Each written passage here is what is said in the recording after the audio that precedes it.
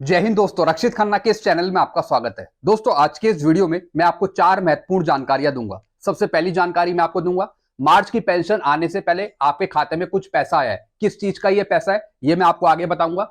दूसरी जानकारी मैं आपको दूंगा, पेंशनर के लिए स्पर्श पर आया टैक्स ऑप्शन। जी हाँ दोस्तों, पेंशनर के लिए टैक्स ऑप्शन भी आ गया है स्पर्श पे। क्या है ये चीज, ये मैं आपको आगे समझाऊंगा। तीसरी जानकारी मैं आपको दूंगा, एंट्री लेवल पे का एक एक्स्ट्रा इंक्रीमेंट मिलेगा सिपाही, हवलदार या फिर नायब सूबेदार को। कैसे मिलेगा ये मैं आपको आगे समझाऊंगा। लास्ट जानकारी मैं आपको दूंगा, भारत सरकार का लेटर कम्यूटेशन पे, काफी इंपॉर्टेंट ये लेटर है, ये भी मैं आपको आगे समझाऊंगा। चलिए दोस्तों, वीडियो को स्टार्ट करते हैं। वीडियो काफी इंपॉर्टेंट होने वाला है, इसलिए आप इस वीडियो को शुरू से लेकर आखिर तक देखेगा। और अगर आप पहली बार मेरा चैनल देख रहे हैं या फिर ये वीडियो देख रहे हैं तो आप मेरे चैनल को सब्सक्राइब भी कर सकते हैं, जिसका नाम है रक्षित खन्ना, क्योंकि दोस्तों अच्छी जानकारियां आपको मिलती रहती है इस चैनल के माध्यम से। सबसे पहली जानकारी, पेंशन आने से पहले पैसा आया खाते में चिल्ड्रन एजुकेशन ग्रांट या फिर अलाउंस का। जी हाँ दोस्तों, काफी पेंशनर थे जिन्होंने अपने बच्चों के लिए सीए के लिए क्लेम कर रखा था, अप्लाई कर रखा था। तो दोस्तों, जो भी इनका ये पैसा था ये अब क्लियर हो चुका है और पेंशनर के खाते में आ गया है। जैसे किसी का एक बच्चा है तो उसका 12,000, किसी का दूसरा बच्चा है तो उसका भी 12,000। यानी दोस्तों, पेंशनर को यह मैसेज मिल चुका है और उनके खाते में भी आ चुका है। कई पेंशनर कह रहे थे कि सर हमने तो अभी अप्लाई कर रखा था लेकिन अभी तक वो पेंडिंग में है, हमारे खाते में नहीं है। दोस्तों, थोड़ा टाइम लगता है यहाँ पे, थोड़ा पेशेंस बनाए रखें। और जो आपने अप्लाई किया था चिल्ड्रन एजुकेशन अलाउंस का पैसे के लिए, उसके लिए आप अपना स्टेटस भी चेक करते रहिए केएसबी की साइट में, क्योंकि दोस्तों थोड़ा टाइम लगता है अप्रूव होने में। डायरेक्ट नहीं है कि केएसबी अप्रूव कर देती है, ऐसा नहीं है। तो थोड़ा सा आप वेट करिए, आपको भी मिल जाएगा अगर आपने बच्चों के लिए चिल्ड्रन एजुकेशन अलाउंस के लिए अप्लाई कर रखा है। तो दोस्तों, पेंशनर के खाते में यह पैसा आया है। किसी का 12,000 आया है, किसी का 24,000 आया है, किसी का 36,000 आया है, आपके बच्चों के हिसाब से। तो आप चेक कर सकते हैं। चलते हैं दोस्तों अगली जानकारी की तरफ। पेंशनर के लिए स्पर्श पर आया टैक्स ऑप्शन। जी हाँ दोस्तों, पेंशनर के लिए टैक्स का ऑप्शन इनेबल करा गया है, बल्कि ये बहुत पहले से है। लेकिन दोस्तों, कई पेंशनर मुझे स्क्रीनशॉट भेज रहे थे, क्या सर हमें भी टैक्स ऑप्शन भरना पड़ेगा स्पर्श पे।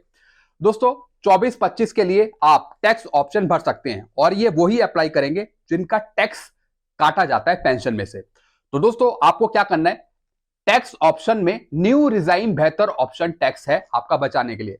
उसमें आपको 2 ऑप्शन पूछेगा, जैसा कि मैं आपको साइड में स्क्रीनशॉट भी दिखा रहा हूं। एक पूछेगा न्यू टैक्स रिजाइन या फिर पूछेगा ओल्ड टैक्स रिजाइन। तो दोस्तों, आपको बेहतर ऑप्शन सेलेक्ट करना है न्यू टैक्स रिजाइन का, क्योंकि इसके अनुसार आपका टैक्स कम बनेगा। तो जितने भी अधिकारी हो गए या फिर जिनकी पेंशन है वो बहुत ज्यादा है, तो वो नए टैक्स रिजाइन पे जा सकते हैं और अपना टैक्स कम करवा सकते हैं। उनका टैक्स बहुत ही कम बनेगा अगर आप न्यू टैक्स रिजाइन ऑप्शन आप चूज करते हैं। जिन पेंशनर का टैक्स कट रहा है वही ऑप्शन आप ये भर सकते हैं। चलते हैं दोस्तों अगली जानकारी की तरफ। एंट्री लेवल पे का एक एक्स्ट्रा इंक्रीमेंट पेंशनर को। जी हाँ दोस्तों, जितने भी पेंशनर्स हैं जो एंट्री लेवल पे के लिए अप्लाई कर रहे हैं, अपना फॉर्म भरकर रिकॉर्ड को दे रहे हैं, तो दोस्तों लास्ट में उनको एक इंक्रीमेंट भी मिलता है। क्योंकि 1/1/2006 से जो आपकी बेसिक चेंज होती है फिर वो आगे चेंज होती रहती है। जब जब पे कमीशन आपका बैठा, जैसे 1/1/2006 से छठा पे कमीशन आया, फिर 7 सीपीसी में आपकी बेसिक चेंज होगी। यानी जो भी आपका पहले ड्यू हुआ होगा उसको चेंज करना होगा इंक्रीमेंट में, और लास्ट में 7 सीपीसी में आपको एक नया इंक्रीमेंट देकर फिर आपको फायदा पहुंचाया जाता है। तो दोस्तों, जिनको भी एंट्री लेवल पे का एरियर मिला है वो एक बार आप सही से चेक कर लीजिए। 7 सीपीसी में आपकी बेसिक चेंज होगी और आपको फायदा मिला होगा और आपकी पेंशन भी बढ़कर मिली होगी। तो दोस्तों, जिन्हें फायदा मिलेगा वो है सिपाही, हवलदार और नायब सूबेदार, जो एंट्री लेवल पे का एरियर के लिए क्लेम कर रहे हैं। और दोस्तों, ऐसे बहुत से पेंशनर हैं जिनको अभी तक एंट्री लेवल पे का एरियर नहीं मिला है। तो इसमें है सिपाही, हवलदार और नायब सूबेदार, इनकी भी बेसिक बढ़ेगी। जैसे कि उनको 1/1/2006 से एंट्री लेवल पे का एरियर दे दिया, भले ही ये बाद में पेंशन आए हो 2006 के बाद, लेकिन एक एक्स्ट्रा इंक्रीमेंट लगकर इनको मिलेगा 7 सीपीसी की बेसिक के अनुसार। क्योंकि पहले आपकी बेसिक चेंज हो गई थी जो आपको नहीं मिली थी, फिर जो होनी चाहिए थी उसी के डिफरेंस का आपको एरियर मिला, और 7 सीपीसी में फिर आपकी एक नई बेसिक दी गई। तो दोस्तों, अगर आपको नहीं मिला एरियर एंट्री लेवल पे का, या फिर आपको नहीं पता किस तरीके से इंक्रीमेंट लग के हमारी बेसिक ये होगी, आप नीचे कमेंट करिए, फिर मैं आपको बता सकूंगा। चलते हैं दोस्तों लास्ट जानकारी की तरफ। भारत सरकार का लेटर कम्यूटेशन 15 साल के बाद अपने आप रिस्टोर नहीं करता बैंक या फिर स्पर्श, तो हर्जाना देना पड़ेगा। जैसा आपको पता है, अगर आप स्पर्श के थ्रू पेंशन ले रहे हैं, या फिर सीपीपीसी बैंक की तरफ से पेंशन ले रहे हैं, अगर आपके 15 साल कंप्लीट हो गए हैं और अभी तक आपका कम्यूटेशन रिस्टोर नहीं हुआ, तो दोस्तों कुछ लेटर के बेस पर आप फिर क्लेम कर सकते हैं।